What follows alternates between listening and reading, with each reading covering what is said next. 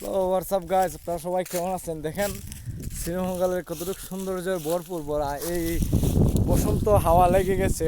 এরকম অবস্থায় যে বসন্ত এসে গেছে, প্রাকৃতিক যে গ্রীষ্মর 4 ঋতুতে পরিবর্তন হচ্ছে, আসলে এই দৃশ্যটা দেখলে আপনারা বুঝতে পারবেন যে কীরকম। এরকম দিনে ঘুরতেও অবশ্য অনেক ভালো লাগে। জায়গাটা দেখলে একবারে ভরপুর দেখে একটা মনে হচ্ছে যে একটা গান মনে হচ্ছে যে আইজামারে আনিয়া দাউরে আসমানেরও চাঁদ, আইজামারে আনিয়া দাউরে আসমানেরও চান, আইজামারে আনিয়া দেউরে আসমানেরও চান, মন্দির আর ওই ডুন্নুর ডান্নুর বেলার হেসকা টান, পলকে বিন্দিয়া গেল